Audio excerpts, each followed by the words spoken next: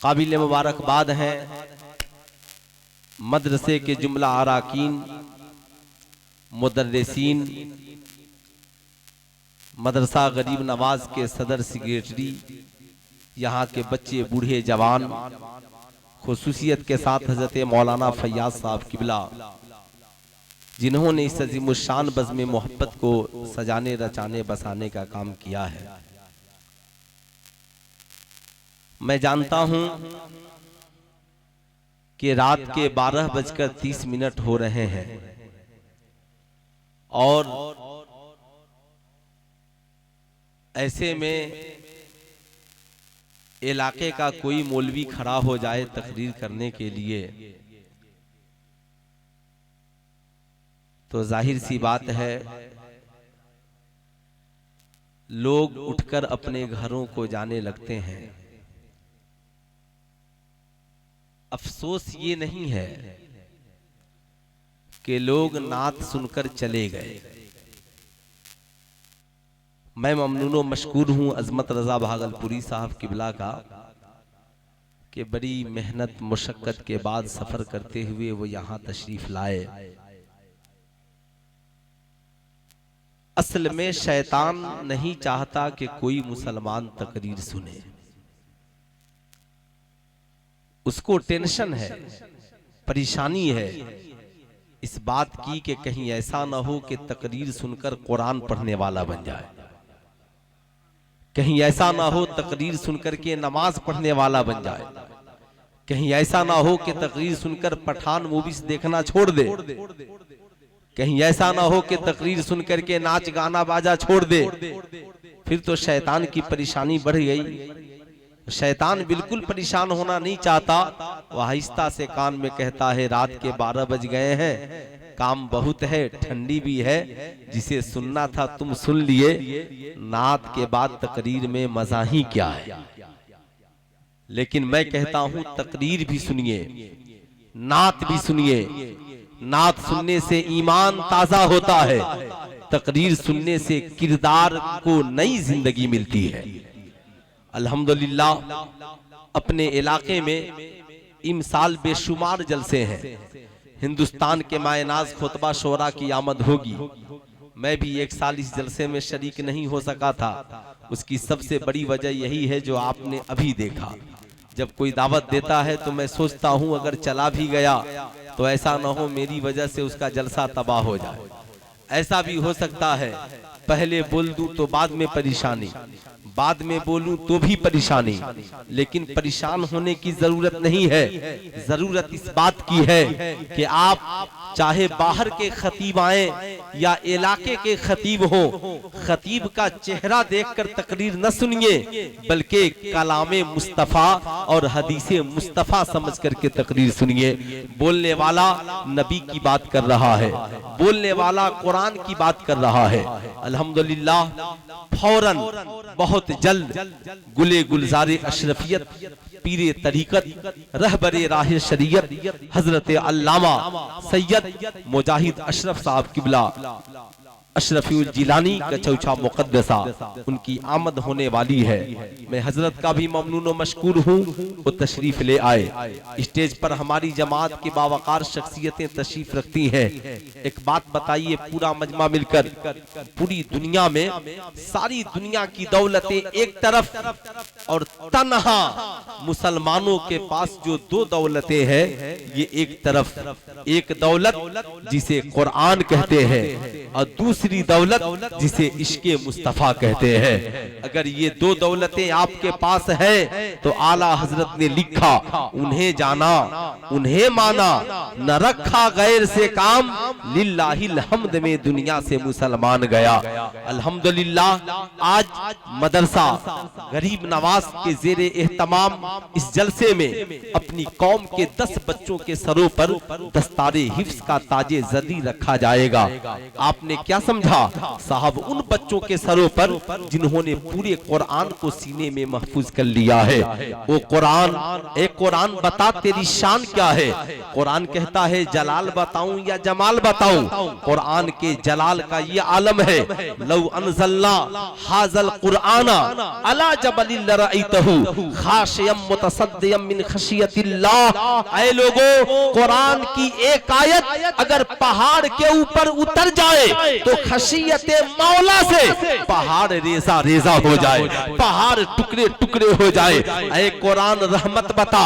कुरान कहता है रहमत का आलम यह है, हुवा शिफाउन व रहमतुल लिल मोमिनीन। अगर कुरान की आयत को पढ़कर बीमार पे दम कर दिया जाए तो बीमार शिफा पा जाए। कसम खुदा की कुरान यही है, पहाड़ पे उतरे तो टुकड़े टुकड़े हो जाए, और हाफिज कुरान के सीने में आ जाए तो हाफिज कुरान कौम का इमाम बन जाए, हाफिज कुरान कौम का बावकार बन जाए, हाफिज कुरान कौम की अजीम शख्सियत का हामिल अब अजीम शख्सियत में उसका शुमार होने लगे।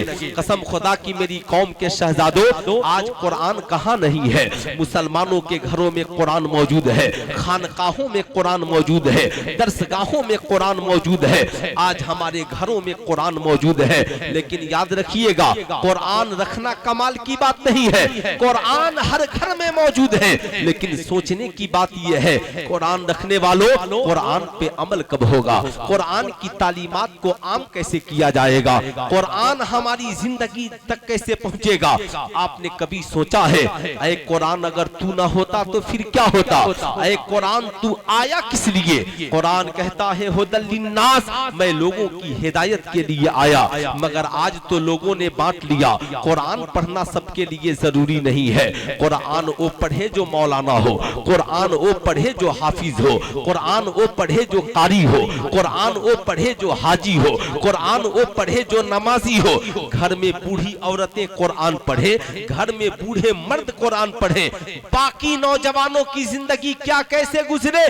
कहा हमारी मर्जी, कुरान रखा रहे। शबे बरअत का महीना आने दीजिए, कुरान को उतारा जाएगा, जुज़दान को झाड़ा जाएगा, फिर कुरान को उठाया जाएगा, मोहब्बत से खोलकर एक खत्म गिन के पढ़ा जाएगा, 2 खत्म गिनकर पढ़ा जाएगा। सुल्तान रजा कहना चाहेगा, 1 खत्म, 2 खत्म और 10 खत्म पढ़ने वालों मत पढ़ो 100 खत्म, 1 खत्म कुरान पढ़ो, मगर कुरान भी पढ़ो और साथ में बरेली के अहमद रजा का कंजुल ईमान भी पढ़ो, ताकि तुझे समझ में आए। सहाबा भी कुरान पढ़ते थे, पढ़ने का आलम ये था, पढ़ते जाते आंखों में आंसुओं के कतरात आते जाते। आका करीम कुरान पढ़ते भी थे, आका कुरान सुनते भी थे, आका कुरान सुनते भी थे। मेरी कौम के शहजादों, आओ, तुमने कुरान की अहमियत को नहीं जाना। आज पूरी दुनिया के लोग कुरान को चैलेंज कर रहे हैं। माज़अल्लाह, आज इस्लाम को चैलेंज किया जा रहा है। लेकिन मैं आपसे पूछना चाहता हूँ, क्या कुरान सिर्फ मुसलमानों के लिए उतरा है? क्या कुरान सिर्फ एक कबीले के लोगों के लिए उतरा है? क्या कुरान सिर्फ एक कम्युनिटी के लोगों के लिए उतरा है? ये यहूदियों की साजिश है। यहूदियों ने कहा कुरान को सिर्फ एक मजहब का हिस्सा बना दो, ताकि कुरान सिर्फ वही पढ़े जो मजहबी लोग हो, बाकी लोग कुरान न पढ़े। इसलिए कि यहूदी जानते थे, अगर सारी दुनिया के लोग कुरान पढ़ने लगे तो ऐसा न हो कि सारी दुनिया के लोग इस्लाम कबूल कर ले, सारी दुनिया के लोग मुस्तफा जाने रहमत की राह पर चल दे।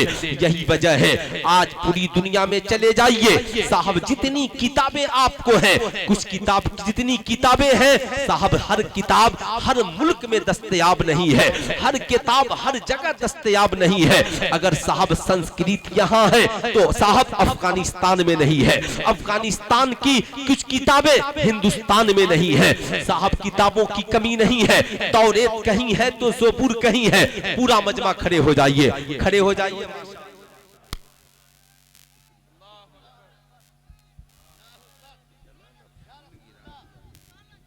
नारे तकबीर, नारे रिसालत, औलादे मखदूम अशरफ, फैजाने मखदूम अशरफ। आने दीजिए, स्टेज पे आने दीजिए। बाद में मुसाफा होगा, बाद में, पहले ज़ियारत करें आप। औलादे गौसे आजम, गुले गुलजारे अशरफियत, सय्याह यूरोप एशिया, खतीब आजम हिंदुस्तान, हुजूर पीर तरीक़त हजरत अल्लामा अशाह सैयद मुजाहिद अशरफुल जिलानी की छौचा मुकद्दसा की आमद हुई। हमारी मुश्तरका खुशनसीबी है बड़रम के तमाम मुसलमानों इदारे के जो जिम्मेदारान हैं उनकी जर्रा नवाजी, उनकी ये मेहनत, हजरत मौलाना फैयाज सब्बिला, हजरत हाफिज फरहाद रजा नईमी, सेक्रेटरी और सदर साहिबान, तमाम जिम्मेदारान, गांव के लोग जिनकी कोशिशों से ये अजीम दिन आपको हमको देखना नसीब हुआ। एक आले रसूल की हम ज़ियारत कर रहे हैं। फैजान मखदूम सिमना के हम हकदार हैं। हम सब पर फैजान मखदूम सिमना बादल की तरफ बरस रहा है। माशाअल्लाह, बैठ जाएं सब लोग, बैठ जाएं। जो पीछे हैं वो भी आगे आ जाए, आगे आ जाए, आगे कुर्सियां पुर कर लें, बैठ जाएं। हजरत अल्लामा मुफ्ती मोहम्मद सुल्तान रजा साहब। माशाअल्लाह माशाअल्लाह, है ना। आजा बाबू, आप लोग आगे इधर हो जाए, इधर बाकी लोग इधर बैठ जाए। हाँ बैठे बैठे, आप कतार से बैठ जाए, इधर चेहरा करके। माशाअल्लाह माशाअल्लाह। ये बताइए आप लोगों को सुकून मिला? अरे बोलिए, खुशी हुई? हजरत के आने के बाद कैसा लगा? जितने लोगों को अच्छा लगा जरा हाथों को उठाकर बोल दे सुभान अल्लाह। देखिए ये बीच में कुर्सियां ना लगाएं, ये गलत है। आप बीच में कुर्सियां ना लगाएं, आप बीच में कुर्सियां ना लगाएं। इधर माए बहने बैठी, आप पीछे जाएं, पीछे जाए बेटा। पीछे किसको? पीछे किसको? हाँ माशाअल्लाह माशाअल्लाह, बड़े अच्छे लोग हैं। और हुजूरे वाला की आमद माशाअल्लाह, है ना। सैयदी आकाई व मौलाई पीरे तरीकत रहबरे राहे शरीयत गुले गुलजारे अशरफियत हजरत अल्लामा सैयद मुजाहिद अशरफ साहब किबला अशरफुल जिलानी कछौछा मुकद्दसा। माशाअल्लाह, मैं हजरत की मोहब्बतों का ममनून व मशकूर हूँ। और इसलिए मैं ममनून व मशकूर हूँ कि हजरत के कदमे मुबारक का यहाँ पर आ जाना हम सभी के लिए बाइसे सद इफ्तिखार है। कसम खुदा की, बताओ नबी के शहजादे यहाँ आए तो इतनी खुशी मिली। जब मैदाने महशर में नफसी नफसी का आलम होगा, कोई किसी का पुरसाने हाल नहीं होगा, ऐसे आलम में जब मुस्तफा जाने रहमत आएंगे तो बताओ आशिकों को कितनी खुशी मिलेगी। तभी तो आला हजरत ने लिखा, पेशे हक मुज्दा शफाअत का सुनाते जाएंगे, आप रोते जाएंगे हम मुस्कुराते जाएंगे। इंशाअल्लाह, है ना। अब जरा गौर से सुनिएगा साहिबों, याद रखिएगा, दुनिया में लाइब्रेरियों की कमी नहीं है, कोई जरूरी नहीं है सारी किताबें हर लाइब्रेरी में मौजूद हो। साहब कुछ किताबें यहाँ है तो दूसरी जगह नहीं, जबूर कहीं तो दूसरी जगह नहीं, इंजील कहीं तो दूसरी जगह नहीं, यजुर्वेद कहीं तो दूसरी जगह नहीं, अथर्ववेद कहीं तो दूसरी जगह नहीं। साहब याद रखिएगा, बुद्धिस्ट की किताबें एक मुल्क में तो दूसरे मुल्क में नहीं, मगर पूरी दुनिया के कोने कोने में चले जाओ, लाइब्रेरी किसी की हो मगर कुरान तुझे जरूर मिलेगा। जानते हो क्यों? वजह यह है, पूरी दुनिया जानती है ये कुरान ही वाहिद किताब है जो सिर्फ एक मजहब के लिए नहीं, ये तो यहूदियों की साजिश है। यहूदियों ने सोचा कुरान को रोकना जरूरी है। जानते हैं यहूदी कुरान को क्यों रोकने लगे? यहूदी जान रहे थे कुरान अगर सारी दुनिया के लोग पढ़ने लगेंगे साहब फिर तो जमाना इस्लाम के दामन में आ जाएगा, हमारी रोजी रोटी का बटा लग जाएगा। आज भी समाज में कुछ लोग ऐसे हैं जो हक बोलने से डरते हैं, जानते हैं फला बहुत अच्छा है फिर भी नहीं बोलते, जानते हैं मेरी रोजी रोटी का मसला है। यही वजह है आज भारत में कुछ लोग ऐसे भी हैं जो आला हजरत अजीमुल बरकत की जात और उनके नाम से उनको तकलीफ होती है, कमा हक कहूं उनकी तारीफ और उनके इल्मी फैजान को गले के नीचे उतारने की कोशिश नहीं करते, इसलिए कि वो सोचते हैं कहीं ऐसा ना हो हमारी रोजी रोटी बंद हो जाए। लेकिन कसम खुदा की, याद रखना रोजी रोटी बंद होने वालों, याद रखना तुम्हारी रोजी रोटी बंद होकर ही रहेगी। यहाँ पर ये जमीन भी खुदा की है और ये आसमान भी खुदा का है। ऐ कुरान तू बता, तू कहाँ आया? क्या तू सिर्फ एक मजहब के लोगों के लिए आया है? क्या तू सिर्फ एक कम्युनिटी के लोगों के लिए आया है? क्या तू सिर्फ एक कबीले के लोगों के लिए आया है? कुरान ने कहा नो नो नो, कैसी बात करते हो, हुदल्लिन्नास, मैं तो पूरी दुनिया के इंसानों की हिदायत के लिए आया हूँ। जो भी कुरान पढ़ेगा कामयाब हो जाएगा। कुरान पढ़े लिखों से बात करता है, कुरान ब्रिलियंट लोगों से बात करता है, कुरान अक्ल वालों से खिताब करता है। यही वजह है कुरान कभी कहता है यतदब्बरून, गौर करो। कुरान कभी कहता है तालमून, ऐ पढ़ने वालों इधर देखो। कुरान कभी कहता है आलमून, ऐ जानने वालों इधर देखो। ऐ सारे ब्रिलियंट लोगों कुरान के करीब आओ। सारे ब्रिलियंट कुरान के करीब आ गए। साहब ये ब्रिलियंट लोग हैं कौन? आप कहेंगे मौलाना जो मैथ का सबसे ज्यादा माहिर है वो सबसे बड़ा ब्रिलियंट है, सबसे बड़ा दिमाग वाला है, सबसे बड़ा अक्ल वाला है, इसलिए कि ये मैथ का जानकार है। आप पूछिए मैथ की शुरुआत कहां से होती है? कहेगा मौलाना मैथ की शुरुआत गिनती से होती है। पहले हम लिखते हैं 1 2 3 4। मास्टर साहब ने कहा लिखना शुरू करो। बच्चे ने 1 से 100 तक लिखा, पेंसिल रख दिया। कहा मौलाना साहब गिनती हो गई। कहा बेटा और आगे लिखो। 100 के बाद 101 है, 101 के बाद 102 है। कहा मौलाना अगर इस तरह लिखता रहा तो जिंदगी खत्म हो जाएगी, मगर कभी गिनती खत्म नहीं होगी। इसलिए कि लाख के बाद 1,00,001 होगा, करोड़ के बाद 1 करोड़ 1 होगा, अरब के बाद 1 अरब 1 होगा। साइंटिस्ट और अक्ल वालों ने कहा कि गिनती नामुमकिन है। कुरान ने 1450 बरस पहले कहा तुम खुदा की नेमतों को चाह कर भी गिन नहीं सकते, उसका शुमार नहीं कर सकते, उसे हुदूद और दायरे में नहीं ला सकते। वला तहसूहा, तुम उसका हिसार नहीं कर सकते, उसे गिन नहीं सकते। अब उस पढ़े लिखे बच्चे से पूछिए गिनती से मैथ की शुरुआत होती है। बगैर मैथ पढ़े कोई डॉक्टर नहीं, बगैर मैथ पढ़े कोई इंजीनियर नहीं, बगैर मैथ पढ़े कोई प्रोफेसर नहीं। मैंने कहा साहबजादे चलो गिनती से मैथ की शुरुआत होती है।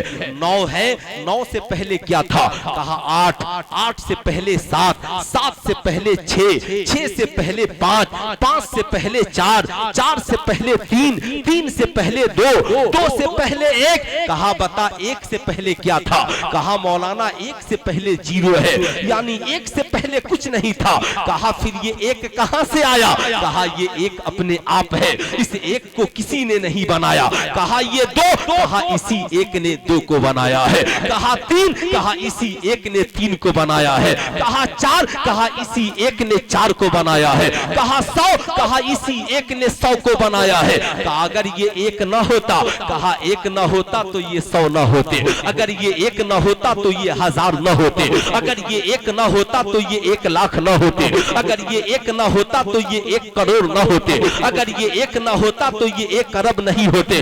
बताओ अक्ल वालों ये 1 अरब ज्यादा ताकतवर है या वो 1 ज्यादा ताकतवर है? कहेंगे नहीं मौलाना ये 1 अरब बनने वाले हैं और वो 1 तन्हा बनाने वाला है। अब मुझे ठहर कर कहने दो, तभी तो नबी ने कहा जो पढ़ेगा चाहे कोई इल्म हो, जब उसकी इंतहा को पहुंचेगा तो खुदा की वहदानियत तक पहुंच जाएगा, रसूलुल्लाह की रिसालत तक पहुंच जाएगा, कुरान की अजमत तक पहुंच जाएगा। तो सारे अक्ल वालों ने आज कहा कि उसी 1 ने सबको बनाया है। कुरान ने 1450 बरस पहले कहा।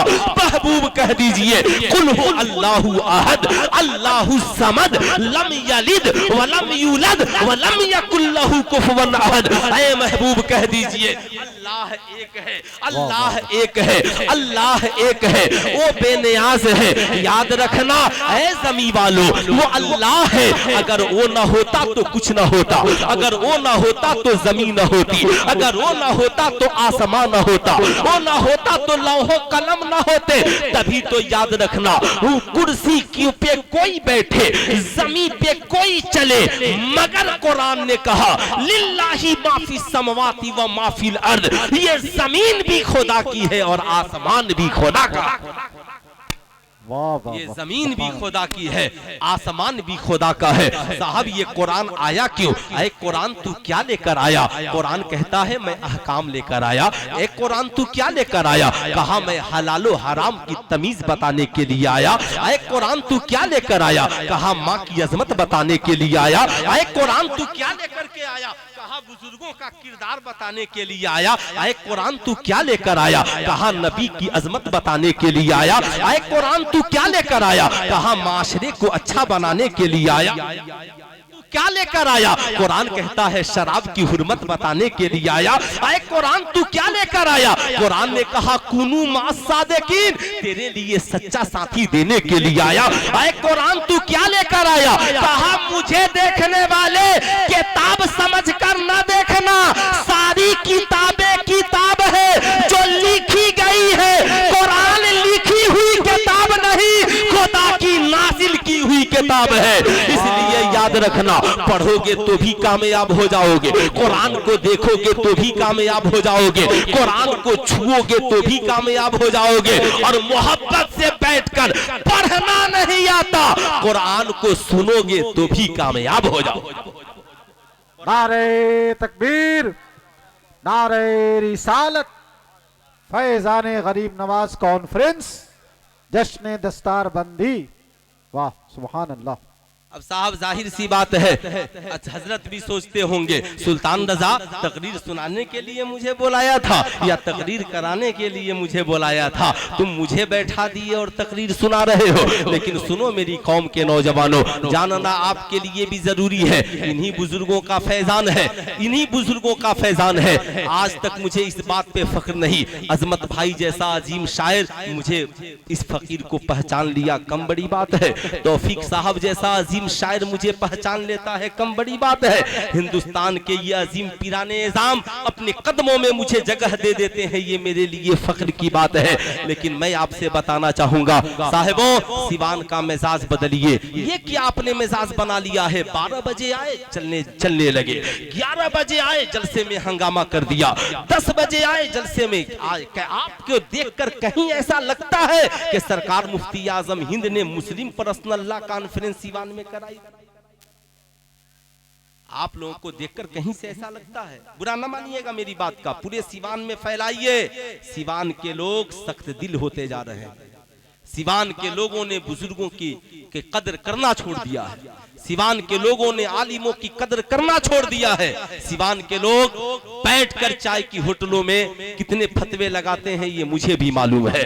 आप जलसे में आते हैं और आते ही सोचते हैं असद इकबाल साहब को पढ़वा दीजिए, अजमत साहब को पढ़वा दीजिए, हजरत को बुलवा दीजिए, और 12 बजे जाकर के घर में सो जाइए। अरे यार, सोना तो पूरी जिंदगी है,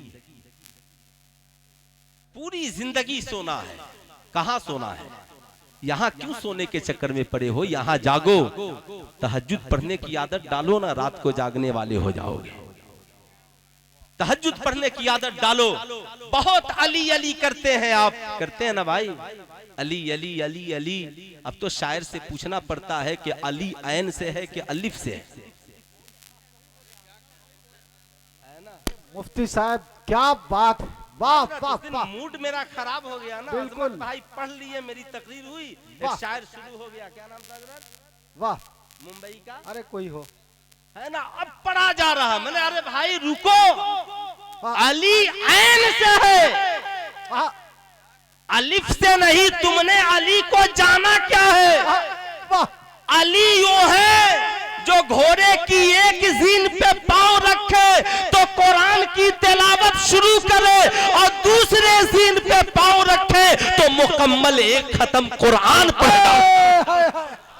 नारे तकबीर, नारे रिसाल। लेकिन सुनो,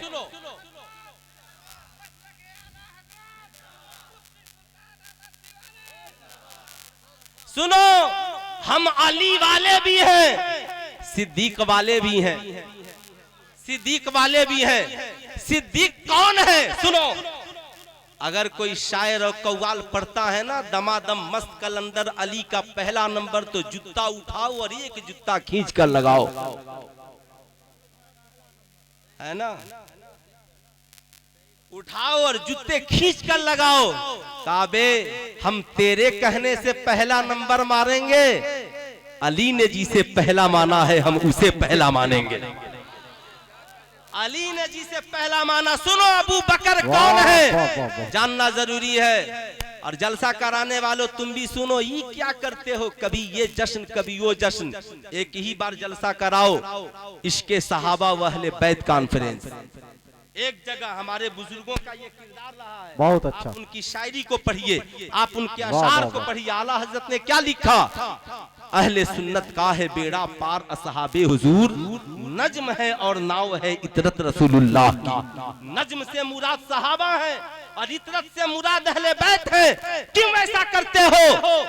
अगर सिर्फ सहाबा का जश्न मनाओगे, अहले बैत को छोड़ दोगे तो खारजियत की बू आएगी, और सिर्फ अहले बैत का जश्न मनाओगे, सहाबा को छोड़ दोगे तो राफजियत की बू आएगी, और जब दोनों को मिलाकर मनाओगे तो अहले सुन्नत वल जमात की खुशबू आएगी। और जब अहले सुन्नत वल जमात में होगे तभी तुम कछौछा वाले होगे, तभी तुम कालपी वाले होगे, तभी तुम मरहेरा वाले होगे, तभी तुम गरीब नवाज वाले होगे, तभी तुम गौसे आजम वाले होगे, तभी तुम बरेली के अहमद रजा वाले होगे।